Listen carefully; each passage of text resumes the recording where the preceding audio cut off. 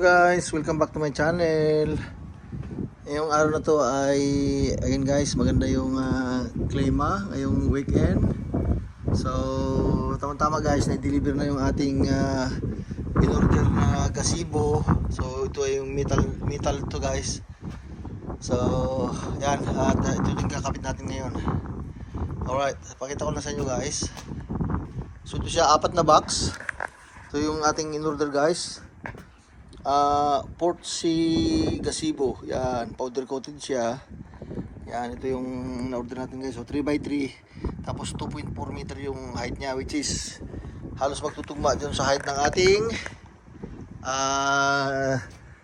shed. So yan guys, at binaklas ko na rin yung unang pagkakabitan ng ating poste. Yan guys, tulad nung previous video natin. Yan ang purpose niya guys, dyan ko i-screw yung ating base.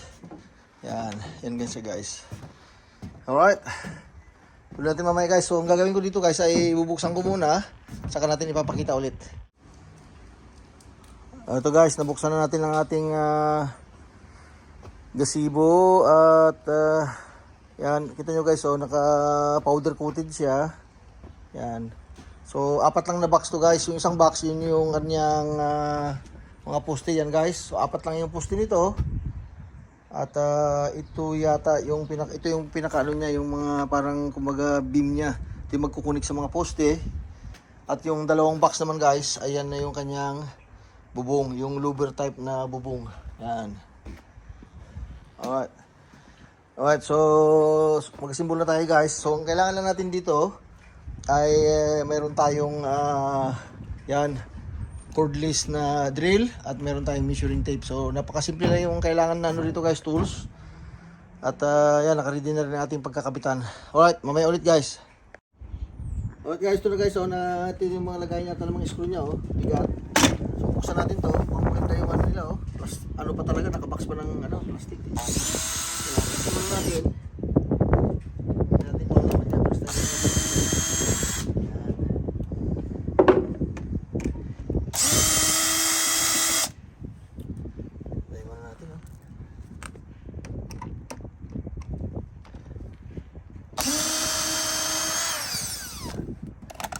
Alright, surprise! Baka may gold pa rito. Buksan natin. Oops!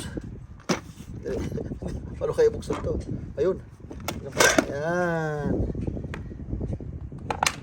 So yung mga laman niya guys, oh. Makita niyo. Kompleto sila guys, oh. Mayroon pang pangbarina na, oh. Galing, oh. Kompleto siya ng ano guys, ng kit, installation kit niya. Mayroon din siya mga ito, oh. Parang mga packers niya. Ganda, ah. Ganda yung ano niya, oh. Oh. Ito yung base ng ating ano guys, ng ating shed. So yan. Pagpasahin natin mga instruction kung anong mga gamit ito guys, pero ganda, oh. Pero sa mga ganito rin, oh. So maayos to, ah. Ngayon lang ako nakakita ng ganitong supply. Yan. So gagawin natin guys, gagawin natin yan, oh. Hindi mo ilagay yung ano, para hindi ka ano, pasok na laging gano'n, dali. Slide mo muna yan. Slide. Siyempre, para hindi makita yung kanyang pinaka base plate. Tapos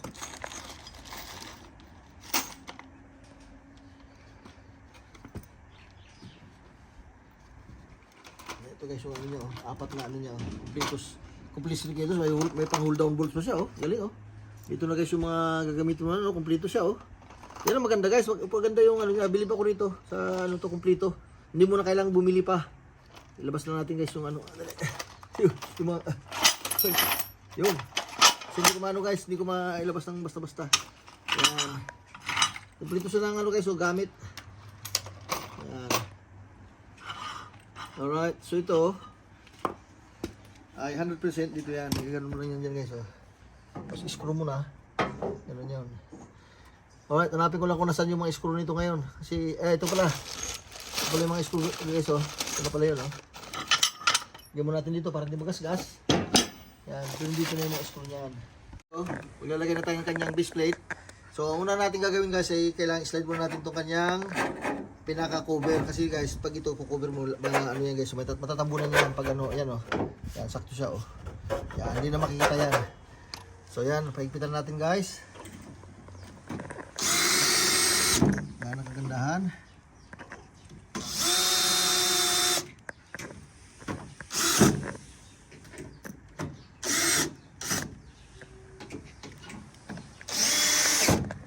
Lagay muna tayo ng isa ulit. Yan. Ganda yung nila guys, nakasashi pa yung kanyang lagay ng screw. Kakaiba to guys, sa lahat ng mga nasimbol ko, ito yung kakaiba. Kakaiba sa lahat.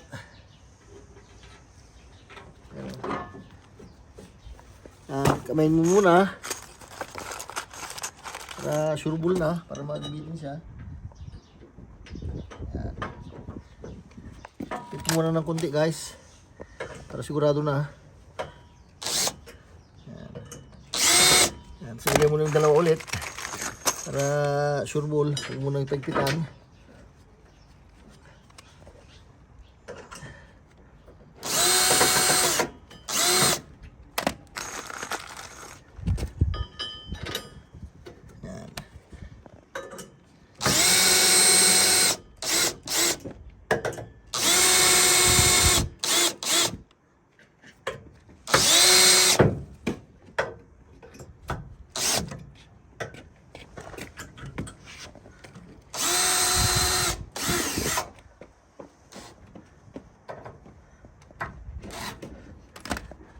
Alright, yan muna guys, papakita natin ulit mamaya pag tinatayo na natin ating poste. Ayan. Guys, nalalagay na natin ating frame. So, yung poste nasimpulan natin. At ngayon naman ilalagay natin yung poste. So, napakaganda ng design niya guys. So, kasi mayroon siyang ano rito, ini-slide lang. Napakaganda ng design. So, ito, medyo maikpit to. Dali, tanggalin muna natin to guys. Halukan muna natin to. Ayan. Para mag-slide siya na maayos. Ayan. Mayroon siyang slot doon. I-slide mo lang yan. Ayan na. Pag na-slide mo na, flat, nag-ano siya, dumikit na siya doon. Paigpitan mo lang siya ulit. Madali na guys. Yan, igpitan na natin. Ito, mayroon siyang kasamang tools na rin guys. Kaya napakaganda. May kasama na siyang tools. Lugar pala.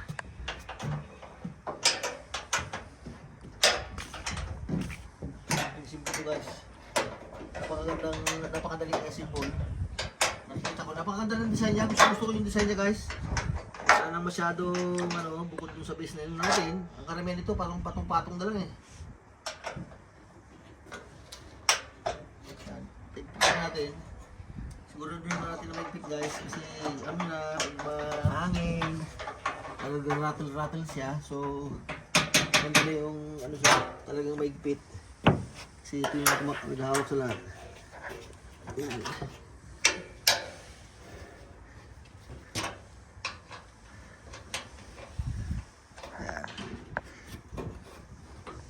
Alright, punta na sa kabila guys. Napakabilis lang. Wala pa isang oras, so halos nabuo natin yung kanyang isang frame. Yan.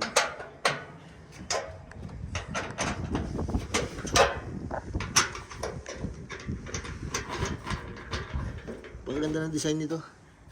Tapos mamaya, yung isang dito naman, i-slide lang din natin dito. Gagano lang siya dyan. So, napakasimple guys. Okay, mamaya ulit guys, pakita natin yung paglagay natin pag itinayo na natin. So, ito yung yan, pareho lang yan, repetition na lang to.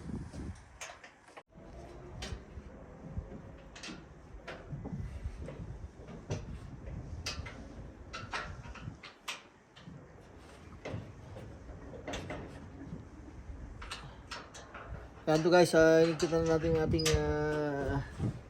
beam. Yan.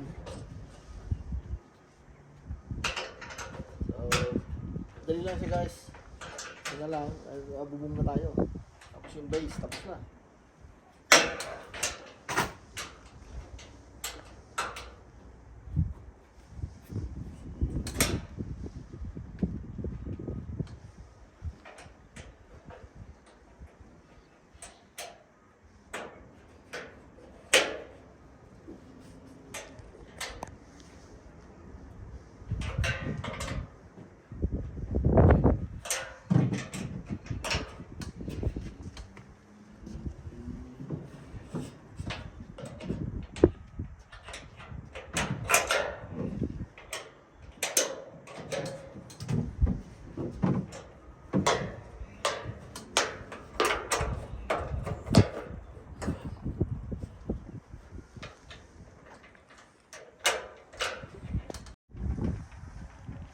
Yan guys, kung makita nyo guys ay nagkakabit na tayo ng yero ng ating gazebo. So, yan, malapit na tayo matapos. Napakabilis kabit tong gazebo na to guys. At kung makita nyo, ilang hours lang kami nagtatrabaho dito. Siyempre din ako guys, sinungawan din ako ng aking family na magkabit dito. Kailangan din ng tagahawak. So at least dalawa kataong ano dito guys. Sa trabaho, 2-3 minimum. So,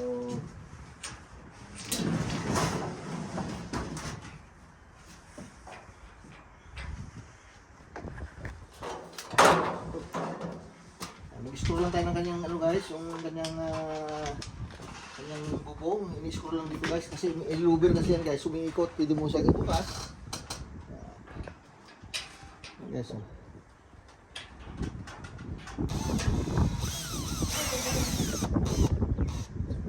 So, simple guys.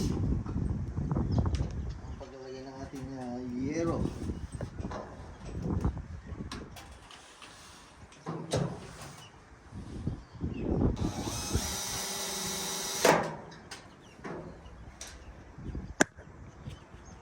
Yan guys, oh. Ganda, oh. Kasing kulay pa ng ating shed. So, yan, nag-iikot-ikot siya guys, oh. Yan. Ganda nito, mayroon din siyang internal drainage. So, itong tubig na to, ay tatakbo rito. Tapos mahulog dito yung tubig guys. Tapos pupunta dito sa poste. So, yun guys, makita nyo yung pupunta dito yung tubig, oh. Diyan siya. Tapos, parang internal drain. Yan. Ay, maganda yung pagkakadesign nito. Gustuhan ko. Alright. Dahil dyan guys, ay mamaya ulit guys. Napakita ko lang. Mayroon pa tayong mga ilang pirasong gagawin. Tapos ipipix natin yung kanyang base. Yun na, tapos na guys. Napakadali. So guys, natapos na natin ang ating gazebo. Yan, ganda guys, oh. Nakita nyo na yung ating gazebo na may timber taking. Yun. Kunting-kunti na lang guys at matatapos na natin ating project dito. Diyan sa side din guys, ilalagay natin ang ating barbecue o outdoor kitchen guys. So diyan natin ilalagay. Yan. Kaya lang mayroon pa kaming ilalagay na guys, parang cladding. So kumbaga parang pinaka-splash back ng ating kitchen. So yun ang susunod nating na project dito. At asimbulin din natin ang ating barbecue set. So nandiyan na guys, deliver na. Kaya lang medyo kinapos tayo sa oras. Hapon na naman, 5 o'clock. At pahinga muna tayo. Yan, laki-laki itong na-accomplish natin ngayon dahil natapos natin ang ating gazebo. Yan. Guys, tingnan nyo guys, oh. Yan. Papakita ko rin guys yung ano niya pag bubukas-bukas niya. Dali, ikot natin guys, dali ha. Pakita ko sa inyo. Yan. Pag inikot natin dito guys, nagbubukas yan siya, oh. Dali, bali. Yan, dali. Yan guys, oh. Yan, gusto mong pumasok yung hangin guys, napakadali, gaganyan mo lang, oh. Yan. Gaganyan siya guys, oh. Oh, yan. Oh, di ba? Yan guys, oh. Wow, yan. Pag isasara mo na siya, dali na, ganda, oh. Oh. Di ba? Oh, yan. Alright, dahil dyan guys, ay magpapaalam na tayo. Thank you so much for watching sa ating mga videos guys, at thank you sa ating sa mga bago nating subscriber. Thank you so much. Bye.